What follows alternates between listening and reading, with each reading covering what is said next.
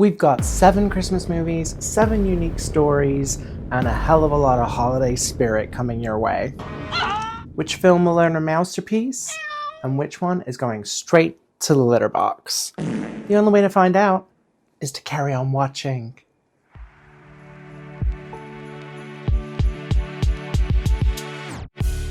As a reminder, I am raising money for the Kidney Foundation of Canada, and at any time during today's video, you can scan the QR code in the top right-hand corner of the screen. The first category for the week was a cartoon Christmas, and the movie selected was 8 Crazy Nights. A misanthropic troublemaker gets a second chance during Hanukkah through his volunteer work with a kind-hearted, eccentric referee. For holiday spirit, I'm giving this one a 17. There's a very strong Hanukkah theme that carries through the entirety of the movie.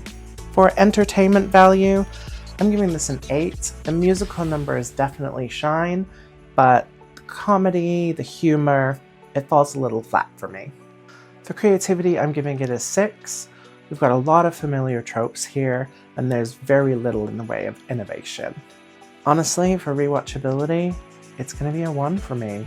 It's definitely not something that I'm going to seek out to watch ever again, unless I'm held down and forced to watch it. For production quality, I've gone ahead and given this an 11. It really has an endearing kind of animation style, but the crude jokes really do kind of bring it down a little bit for me. So the total for this, it gets 43 out of 100, so it's a scratch. Next, the category is a Christmas visitor, and the movie we selected was Christmas Vacation. In this movie, Clark Griswold's relentless pursuit for the perfect family Christmas leads to some hilariously disastrous results. This one is a must-see every single Christmas. So let's break it down on the Kero Scale. For holiday spirit, I've given this movie an 18. The Christmas cheer really does shine throughout the movie. For entertainment value, it's an easy 20. There's a lot of timeless humor here and a lot of relatable chaos. I think we can all kind of understand. I think we all have that one specific family visitor that comes to mind who can cause a little bit of drama at Christmas time. For creativity, I've gone ahead and given this a 15. There's definitely familiar tropes here, but it is really well executed. As I said at the beginning, this one's a must-watch, so for rewatchability, it truly is a 20. For production quality, I've gone ahead and given this a 15. The physical comedy in this movie is fantastic, and there's lots of meme-worthy moments. So all in all, Christmas Vacation gets an 88, and that is a Purr. Day 3, Holiday Hijinks, we had Christmas with the Kranks. A little bit of a summary here. The Kranks plan to skip Christmas, but their plans unravel when their daughter surprises them with a last-minute holiday visit. So let's look at the Kero Scale. Holiday spirit here is an easy 20. The movie really does a great job of highlighting the importance of community and family traditions. For entertainment value, I went ahead and gave this one a 15. It's definitely a movie that I enjoy, but there's just a few jokes that kind of fall flat for me. Creativity, I'm giving this one a 17. While it is an adaptation from a novel, I think it comes up with some fresh ideas.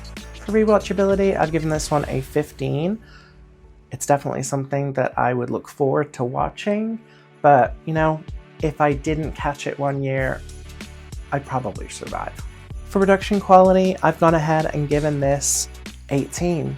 We've got some strong performances from the main cast with actors like Jamie Lee Curtis, Tim Allen, Dan Aykroyd, which really do give it a little bit more of a oomph. And it has some strong cinematography. See the moment where they find Frosty in the basement, watching over them. So, where does this rank on the Kero Scale? Well, I'm giving Christmas with the Kranks 85, so it's an easy Purr.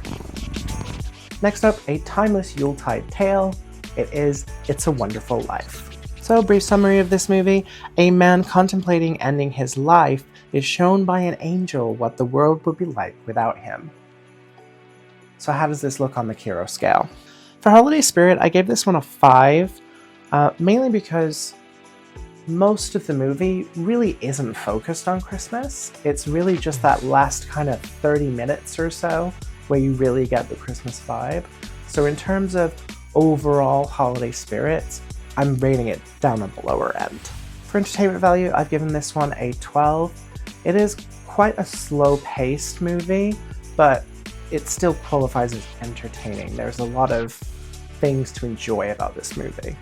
For creativity, I'm going to give this one a 16. It's kind of hard to say, did this movie invent certain tropes, because it's been imitated, it's been parodied so many times in the years that have followed its release. As I wasn't around then, I can't say for sure, but based on the knowledge that I do have, I think it does a pretty good job of being creative, and obviously it does it well because, like I said, it's been parodied again and again. For rewatchability, I went ahead and gave this one a 10. I could kind of take it or leave it, I think. I'm definitely not going to be sad if I miss it, but I can understand why folks gravitate towards this movie every year. And for production quality, I went ahead and gave this a 14. There are some strong performances by the A-list stars. We've got Jimmy Stewart, we've got Donna Reed in there, and they really do a great job, and they bring some gravitas to the movie. With it being an older movie, they're kind of limited by the technologies available at the time, so it's kind of hard to judge it too harshly in that manner. But there were some cuts in some of the scenes where it was just a little bit too heavy-handed, and that kind of took me out in those couple of areas. Where does this rank on the Kero Scale? It is a 57, which just squeaks in with a purr. Day 5 in the category is Merry Melodies, and the movie selected was Spirited. Short summary for you here. It is a modern twist on A Christmas Carol, told through extravagant musical numbers and an engaging narrative. So, what are we looking at in the 5 categories here? Let's start out with Holiday Spirits. And this one, easy 20. It's got holiday spirit coming out of its... Entertainment value, I'm giving this one a 15. It's definitely a fun movie, but there are some slower moments that kind of bring the pace down just a little bit. Creativity, it's really hard to give a high score to something that is one of about 20,000 remakes of A Christmas Carol. I definitely say there are a few innovative elements to it, such as the twist of kind of telling the story from the perspective of the ghosts versus the Scrooge character. But aside from that, it's not offering a whole lot new to the story, which is why I'm going to go ahead and give this one a 6. Rewatchability, it's a 17. It's a great movie that I would absolutely watch each year and recommend that everybody else does too. Production quality, I'm going to go ahead and give this a 19. Very high production values for sure. The one criticism I have that doesn't give it the full 20 here, there's a couple of green screen moments where it's so obviously green screen that it takes you out of that moment. And these particular moments I'm talking about are more sentimental, heartfelt moments. So it's kind of difficult to kind of sit in that space when it just looks very fake. So Spirited gets a 77, which is indeed a certified purr. For December 6th, Christmas in a Small Town, the movie was The Family Stone. In this movie, a family's annual Christmas gathering is upended by clashing personalities and unresolved tensions. So holiday spirit for this one, I give it a 7. Holiday vibes are definitely there, but it's kind of like an afterthought. It's kind of in the background of the movie, and I think this movie would move along just fine if it was at any other time of the year as well. For entertainment value, I'm giving this one a 16. Definitely very entertaining, but there's a lot of uneven pacing, kind of slows things down a little bit. Creativity, I'm going to go ahead and give this an 8. There's a lot of familiar dynamics at play here. A movie that came to mind as kind of a comparison in my brain was the movie Stepmom, the Susan Sarandon and Julia Roberts movie. It just had a similar vibe in some areas to that, and It for sure also has some of the familiar tropes that you might see in this kind of movie, so it's definitely not as creative as some of the other movies on the list, but it definitely has an emotional depth to it that keeps things interesting. For rewatchability, it's a 15. It's definitely easily rewatchable, but I'm not going to lose sleep if I don't catch it. And production quality, it's hard to fault it really. I gave this one a 20. You've got an amazing A-list cast with some great acting. The set design is really, really good. You really get the kind of cozy Christmas vibe that they're wanting to put across whenever you're inside the stone house. And the soundtrack, music in general, is all just perfect. And for some reason, I completely missed giving a final rating to this movie. So the final total for the Family Stone is 66. It's a purr. I hope you can accept this video of Kero as compensation. And the final category for the week was You'll Love It So Much, they made a sequel. And of course, it had to be Home Alone. I mean, I can read you this summary, but if you don't know what Home Alone is about, I kind of feel like, I don't know, maybe this isn't for you. Maybe movies are not your thing. Left behind during Christmas, a young boy, Kevin, played by Macaulay Culkin, defends his home from burglars using creative and humorous traps. And I'll add to that meanwhile, his mother, played by Catherine O'Hara, tries desperately to make her way back to Chicago to be reunited with her son. So the breakdown for this movie, I think you know where this is kind of headed.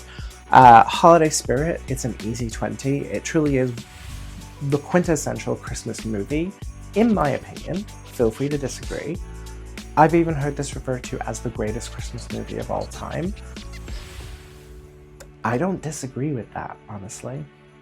Entertainment value, I'm going to give it a 19.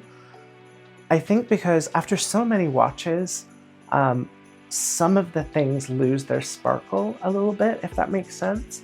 But then there are some of those classic moments that just make you laugh out loud, or you just feel the nostalgia of when you first saw the movie.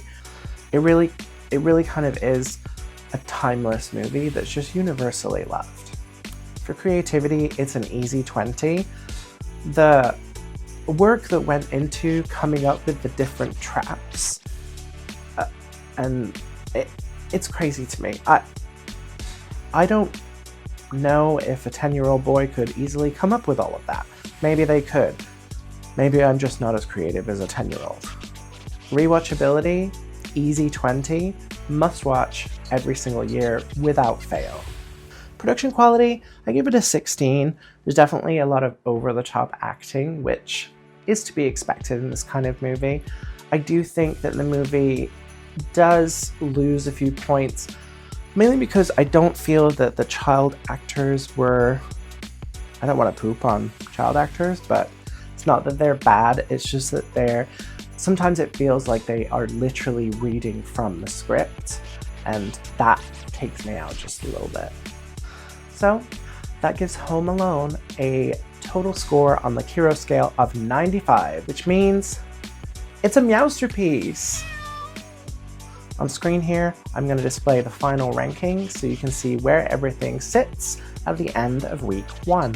So, for week 1, we had a Meowsterpiece in Home Alone, and we had a big scratch from 8 Crazy Nights. What's week 2 going to bring? Will there be any other Meowsterpieces? Could we see something going straight to the Litterbox? The only way you're going to know is if you tune in next time. So let's quickly take a look at the categories for week 2. For December 8th, Tinseltown Strikes Back. So that will be the sequel to Day 7's movie, which will be Home Alone 2. So I'm giving you that one for free. December 9th, the category is Oh Drama Tree, Oh Drama Tree. We're looking for a dramatic Christmas movie. December 10th, Hotel for the Holidays. So we're looking for Christmas movies where someone goes away for the Christmas vacation. The 11th, Under the Mistletoe. We're looking for romantic holiday movies. December 12th is The Star at the Top of the Tree. We're looking for Christmas movies featuring a celebrity or actor that you absolutely love. The 13th is Fa La La La La Family Feud. We are looking for Christmas movies with crazy fighting families. And rounding out week 2 on the 14th is Deck the Halls with Criminal Behavior.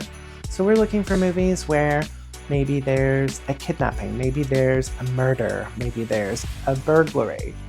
Bearing in mind I've already used Home Alone, so that one is out. But what do you think it'll be?